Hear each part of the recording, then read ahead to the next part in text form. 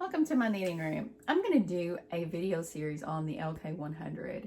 And I'm doing this because there's just not a lot about the LK100 out there, yet there's always some for sale on eBay.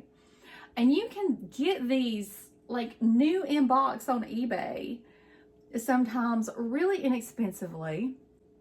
And even if they're used, there's not much to them. Just little workhorse machines. They're light, they're portable. I started my knitting machine journey with this machine and a Brother bulky machine, a 260. That was a disaster machine for me. If it had not been for the LK100, I would have decided that machine knitting was a horrible idea, and I likely would have just sold that machine and kept crocheting and sewing and really just never gave machine knitting a second thought. But I had this LK100, and everybody likes to tell you that the machine knitting curve is very steep and it takes like 2 years. Well, maybe with the more difficult machines that's true. But with the LK100, I was knitting a dog sweater in like a week. It really saved my machine knitting hobby, which turned into kind of an obsession. Because it is a fantastic hobby and a really good way to spend time and being creative. And it is such a simple machine. It really allows me to be creative and not have to worry about technical stuff and things going wrong with it. As someone who has been a seamstress for many, many, many years, and I've invested in good machines. I'm used to machines that do what I want. So having that other knitting machine be really quirky and finicky was just not up my alley. It just wasn't what I wanted. Now this is a manual machine. It's not automated in any way. And I kind of like that because I don't mind doing the manual stuff on the machine as long as it does it well. The automated stuff, you know, the punch cards, the electric stuff, I mean, none of that matters if it's not going to work for me. The manual stuff, since I'm doing it myself, I know it's going to work for me, you know, as long as my machine is in good shape and I know, and I'm using the right kind of yarn and, you know, all that. I know it's going to work out, and I know I'm going to have a good creative experience and I'm going to get some stuff made. So if you are looking for a knitting machine and you've never done any knitting machine stuff ever, or maybe you've just done the circular knitting machines, the LK100 is going to be a great machine for you, especially if you like the bulky yarn, like the worsted weight 4s, stuff like that. This machine is great for bulky yarn. So it's really easy to find yarn. It's really easy to find cheaper yarn that will go through this machine just fine. The needles are bigger than the standard gauge machines and the mid gauge machines, which make it really nice also for beginners, because the standard gauge machine needles are so tiny and they bend easy.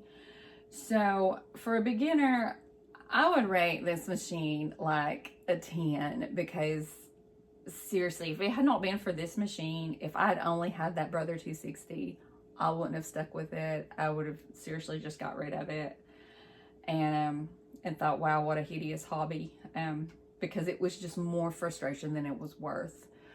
So if you're looking to get into machine knitting, I highly recommend the LK100, which you can get on eBay, typically for under 200 bucks. Which is less than some of the circular knitting machines now. I know the Addy it's gotten way up there in price, the Addy King. And I have one, and it's a great machine, but it's very limiting on what you can do. And making panels and sweaters, it just takes so much longer with it than it does with the LK100. Plus, there's a lot of different things that you can get for the LK100 to just like really expand your creative process, but not frustration. It's also very easy to maintain, and because it's very lightweight, it's very portable, And you can put it on a regular table. A lot of the really heavy metal bed machines, if you put them on a regular table, it doesn't work very well. And they're just so heavy. A lot of times you need a really heavy duty workshop type table, or you need one of those metal knitting machine stands. But with the LK100, I can put this pretty much on any table and it'll be just fine because it's very lightweight. It's very easy for me to move. I often take this down to my workshop or I'll carry it up here. It is not a big deal and it doesn't take long to set up. Another thing that's super simple about this machine is how you thread the yarn. It just goes through a little lever here, little lever there, and through this little loop here, and then down through the fridge, and then the tension dial is just right here. There's nothing else to fool with. The yarn comes up from the floor, so if you don't have a lot of space behind you, that doesn't matter. You don't need it. And I really like that. It was actually a really, really simple thing for me to go from circular knitting machines to this machine. Yarn is on the floor for my circular knitting machines too. So that was really easy for me. Whereas a lot of the other machines, the LK150, which is really popular, and you know, all the metal bed machines, you've got these big tension masts behind you. And a lot of times you need to set the yarn like off the table. It needs dangle time. And you've got these tension masts that come up. The brother tension mast that was on my 260, it was just a nightmare. And I was always getting hit in the head by it. There were just so many things I did not like about that machine. Which, like I said, a lot of people love it. So, you know, it's probably just me. But I like things to be simple. I like for things to work. And I don't like things that need a lot of maintenance. I've spent years figuring out what sewing machines need the least input from me and work the best. And so that's what I've tried to do with the knitting machines too. Now, it took me many, many years to do that with sewing machines. So I've already been through that. So I kind of have an idea of what I need for a knitting machine.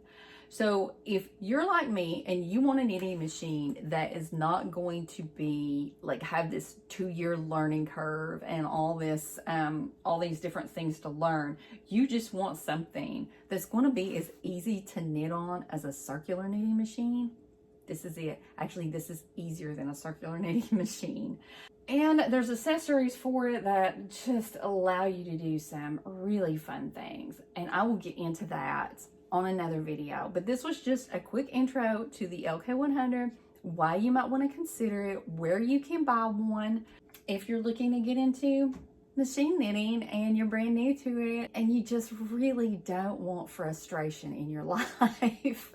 Because trust me, I've had some knitting machines that have caused a lot of frustration and it's just not worth it. It just kills my mojo. It kills the creative process.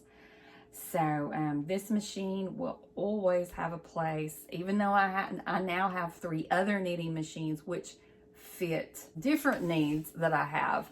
This machine will always have a place here. I use it all the time.